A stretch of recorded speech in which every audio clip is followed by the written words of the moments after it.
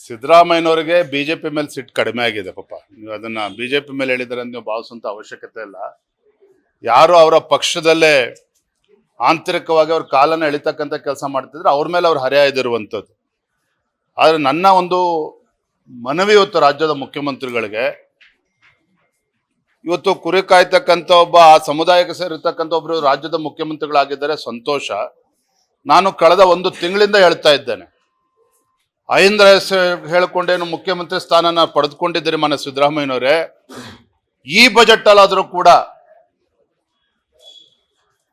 ಹಿಂದುಳಿದ ಸಮುದಾಯಗಳಿಗೆ, ಪರಿಷ್ಠ ಜಾತಿ ಪರಿಷ್ಠ ಪಂಗಡಗಳ ಸಮುದಾಯಗಳಿಗೆ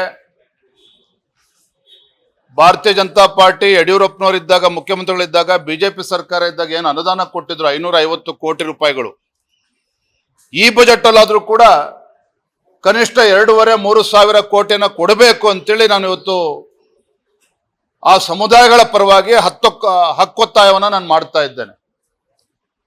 ಮತ್ತೊಂದು ಕಡೆ ಏನ್ ದಾಡಿ ಆಗಿದೆ ಇವತ್ತು ಕಾಂಗ್ರೆಸ್ ಸರ್ಕಾರಕ್ಕೆ, ರಾಜ್ಯದ ಮುಖ್ಯಮಂತ್ರಿಗಳಿಗೆ, ಏನೋ ಆಕಸ್ಮಿಕವಾಗಿ ಕುರಿ ಮೇಕೆಗಳು ಸಾಯ್ತದ ಇದ್ದಾವೆ ರಾಜ್ಯದಲ್ಲಿ, ಅದರ ಪರಿಹಾರದ ಬಾಕಿ ಅನುಗ್ರಹ ಯೋಜನೆ 45 ಕೋಟಿ ರೂಪಾಯಿ ಇವತ್ತಿಗೂ ಕೂಡ ಬಾಕಿ ಉಳಿಸ್ಕೊಂಡಿದ್ದಾರೆ. ಅಷ್ಟೊಂದು ದಿವಾಳಿ ಆಗಿದೆ ಹಾಗಾದ್ರೆ ರಾಜ್ಯ ಸರ್ಕಾರ, ಹಾಗಾದ್ರೆ ಖಜಾನೆ ಖಾಲಿ ಆಗಿದೆ. ಹಾಗಾದ್ರೆ ಯಾಕೆ ಕಳೆದ 1 ತಿಂಗಳಿಂದ ನಾವು ಬೊಬ್ಬೆ ಹೊಡಿತಾ ಇದ್ರು ಕೂಡ ಆ ಬಡ ಕುಟುಂಬಗಳಿಗೆ, ಕುರಿಕಾರರಿಗೆ ಆ 45 ಕೋಟಿ ರೂಪಾಯಿ ಪರಿಹಾರವನ್ನ ಯಾಕೆ ಬಿಡುಗಡೆ ಮಾಡೋದಕ್ಕೆ ಸಾಧ್ಯ ಆಗ್ತಾ ಇಲ್ಲ? ಮಾನ್ಯ ಮುಖ್ಯಮಂತ್ರಿಗಳೇ, 90,000 ಕುರಿ ಮೇಕೆಗಳು ಸತ್ತಿರುವಂತದ್ದು, ಕೇವಲ 30,000 ಕುರಿಗಳಿಗೆ ಮೇಕೆಗಳು ಪರಿಹಾರ ಕೊಟ್ಟಿದ್ದಾರೆ. 60,000 ಇನ್ನೂ ಕೂಡ ಪರಿಹಾರನ ಕೊಟ್ಟಿಲ್ಲ. ಮುಖ್ಯಮಂತ್ರಿಗಳಿಗೆ ಗೊತ್ತಾಗ್ತಿಲ್ಲ ಏನಾಗಾದ್ರೆ? ತಮ್ಮ ಮುಖ್ಯಮಂತ್ರಿ ಕುರ್ಚಿ ಅಳ್ಳಾಡ್ಬೇಕಾದ್ರೆ ಸಮಾಜ ನೆನಪಾಗ್ತದೆ, ಆದ್ರೆ ಸಮಾಜದ ಬಡವರು ಇವತ್ತು ಬೀದಿಗಿಳಿದಿದ್ದಾರೆ, ಇವತ್ತು ತೊಂದರೆಯಲ್ಲಿದ್ದಾರೆ, ಅವರ ಸಮಸ್ಯೆಗೆ ಪರಿಹಾರ ಕೊಡೋದಕ್ಕೆ ನೀವು ತಯಾರಿಲ್ಲ. ಇದು ತಮ್ಮ ಸಮಾಜ ಕೂಡ ಇವತ್ತು ಪ್ರಶ್ನೆ ಮಾಡ್ತಾ ಇದೆ. ನಾನು ಕೂಡ ದೃಶ್ಯ ಮಾಧ್ಯಮಗಳಲ್ಲಿ, ಪತ್ರಿಕೆಗಳಲ್ಲಿ ಎಲ್ಲವನ್ನು ಕೂಡ ನೋಡಿದ್ದೇನೆ, ಓದಿದ್ದೇನೆ. ಚಂದ್ರು ಲಮಾಣಿ ನಮ್ಮ ಶಾಸಕರ ವಿಚಾರದಲ್ಲಿ ಮಾತನಾಡೋ ಮುಂಚಿತವಾಗಿ, ಕಾಂಗ್ರೆಸ್ ಸರ್ಕಾರ ಬಂದಾಗಿನಿಂದ ಬಣಜಾರ್ ಸಮಾಜವನ್ನ ಟಾರ್ಗೆಟ್ ಮಾಡ್ತಾ ಇರ್ತಕ್ಕಂಥದ್ದು ಜಗಜ್ಜಾಹಿರ ಆಗಿದೆ. ಎಲ್ಲೋ ಒಂದ್ ಕಡೆ ಕಾಂಗ್ರೆಸ್ನವರಿಗೆ ಬಣಜಾರ್ ಸಮಾಜ ಅಂತ ಹೇಳಿದ್ರೆ ಭಾರತೀಯ ಜನತಾ ಪಾರ್ಟಿ ಜೊತೆ ನಿಂತಿದೆ ಮುಂಚೆಂದೂ ಕೂಡ ಗಟ್ಟಿಯಾಗಿ. ಕಳೆದ 30-40 ವರ್ಷಗಳಿಂದ ಈ ಸಮಾಜ ಭಾರತೀಯ ಜನತಾ ಪಾರ್ಟಿಯನ್ನ 100% ಬೆಂಬಲಿಸ್ಕೊಂಡು ಬರ್ತಾ ಇದೆ ರಾಜ್ಯದಲ್ಲಿ. ಇದರ ಪರಿಣಾಮವಾಗಿ ನಮ್ಮ ಚಂದ್ರು ಲಮಾಣಿ ಬಗ್ಗೆ ಏನು ಇವತ್ತು ಚರ್ಚೆಗಳು ನಡೀತಾ ಇದ್ದಾವೆ, ಅದು ಏನಾಗಿದೆ? ನ್ಯಾಯಯುತವಾಗಿ ಅವ್ರು ಎದುರಿಸ್ತಾರೆ, ಶಾಸಕರಿದ್ರೆ ಎದುರಿಸ್ತಾರೆ. ಇವತ್ತು ಕೋರ್ಟಲ್ಲೂ ಕೂಡ ಇದೆ, ಅದ್ರ ಬಗ್ಗೆ ಹೆಚ್ಚು ನಾನು ಹೇಳೋದಕ್ಕೆ ಹೋಗೋದಿಲ್ಲ. ಆಡಿಯೋ ಏನು ಲೀಕ್ ಆಗಿದ್ದಾವೆ, ಏನೇನು ಚರ್ಚೆ ಆಗಿದ್ದಾವೆ, ಯಾವ ರೀತಿ ರಾಜಕೀಯವಾಗಿ ಅವ್ರು ಟಾರ್ಗೆಟ್ ಆಗಿದ್ದಾರೆ, ಇವೆಲ್ಲವೂ ಕೂಡ ಬಹಿರಂಗ ಆಗಿದೆ. ಆದರೆ ಒಂದಂತೂ ಸತ್ಯ, ಈ ಕಾಂಗ್ರೆಸ್ ಸರ್ಕಾರ ಬಣಜಾರ್ ಸಮಾಜದ ಬಗ್ಗೆ ದ್ವೇಷದ ರಾಜಕಾರಣ ಮಾಡ್ತಾ ಇದೆ ಅನ್ನೋದ್ರ ಬಗ್ಗೆ ಯಾವುದೇ ಒಂದು ಅನುಮಾನಗಳಿಲ್ಲ. ಮತ್ತೆ ಯಾರೇ ಅಯೋಗ್ಯರು ಕಾಂಗ್ರೆಸ್ ಭ್ರಷ್ಟಾಚಾರದ ಬಗ್ಗೆ ಮಾತನಾಡೋದಕ್ಕೆ? ಏನ್ ನೈತಿಕತೆ ಇಟ್ಕೊಂಡು ಇವ್ರು ಮಾತನಾಡ್ತಾರೆ? ಯಾವ ಪ್ರಿಯಾಂಕಾ ಖರ್ಗೆ ಹೊತ್ತೇನೋ ಭಾಷಣ ಮಾಡ್ತಾ ಇದ್ದಾರೆ ಭ್ರಷ್ಟಾಚಾರದ ಬಗ್ಗೆ, ಮುಖ್ಯಮಂತ್ರಿಗಳು ಉಪಮುಖ್ಯಮಂತ್ರಿಗಳು ಏನ್ ಮಾತನಾಡ್ತಾ ಇದ್ದಾರೆ? ಭ್ರಷ್ಟಾಚಾರದ ಬಗ್ಗೆ ಮಾತನಾಡ್ತಕ್ಕಂಥ ಯೋಗ್ಯತೆ ಕಾಂಗ್ರೆಸ್ನವ್ರಿಗೆ ಏನಾದ್ರು ಇದೆಯಾ? ಹಾಗಾದ್ರೆ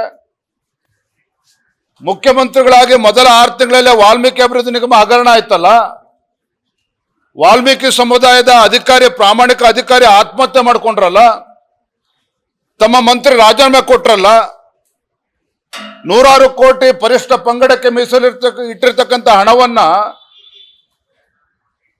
ತೆಲಂಗಾಣ ತೆಗೆದುಕೊಂಡೋಗಿ ಚುನಾವಣೆ ಬಳಸಲಿಲ್ವ? ಹಾಗಾದ್ರೆ ಪ್ರಿಯಾಂಕಾ ಖರ್ಗೆ ಅವರು ಇಲ್ಲ ಅಂತ ಹೇಳಿ, ಹಾಗಾದ್ರೆ ಭೂತದ ಬಾಯಲ್ಲೇ ಭಗವದ್ಗೀತೆ ನೀವು ನಮಗೆ ಉಪದೇಶ ನೀಡ್ತೀರ? ಹಾಗಾದ್ರೆ ಹಿಂದೆ ಸಿದ್ದರಾಮಯ್ಯನವರು ಹಿಂದೂ ಕೂಡ ಮುಖ್ಯಮಂತ್ರಿ ಆಗಿದ್ದಾಗ, ಆಂಜನೇಯ ಮಂತ್ರಿಗಳಾದಾಗ ಏನಾಯ್ತು, ಬೇರೆ ಎಲ್ಲ ಪ್ರಕರಣಗಳು ಕೂಡ ಗೊತ್ತಿದೆ. ಆದ್ರೆ ನಾನು ಏನ್ ಹೇಳೋದಕ್ಕೆ ಹೊರಟಿದ್ದೇನೆ ಅಂತ ಹೇಳಿದ್ರೆ, ಎಲ್ಲೋ ಒಂದ್ ಕಡೆ ಕಾಂಗ್ರೆಸ್ ಸರ್ಕಾರ ಬಣಜಾರ್ ಸಮಾಜವನ್ನ ಟಾರ್ಗೆಟ್ ಮಾಡ್ತಿದೆ. ಇದ್ರ ಬಗ್ಗೆ ಯಾವುದೇ ಅನುಮಾನಗಳು ಬೇಡ. ಬಣಜಾರ್ ಸಮಾಜದ ಬಗ್ಗೆ ಒಂದು ರೀತಿ ತಾತ್ಸಾರ, ಬಣಜಾರ್ ಸಮಾಜದ ಬಗ್ಗೆ ಒಂದು ರೀತಿ ಅಲಕ್ಷ್ಯ, ಇವರು ಅಹಿಂದ ಹೆಸರು ಹೇಳ್ಕೊಂಡು ಇವತ್ತು ಮೆರಿತಾ ಇದ್ದಾರೆ. ಇವತ್ತು ಥ್ಯಾಂಕ್ ಯು. ನೋಡ್ರಿ, ನಾ ಭ್ರಷ್ಟಾಚಾರಕ್ಕೆ ನಾನು ಜಾತಿಯ ಲೇಪವನ್ನು ನಾನು ಬಳಿತಾ ಇಲ್ಲ.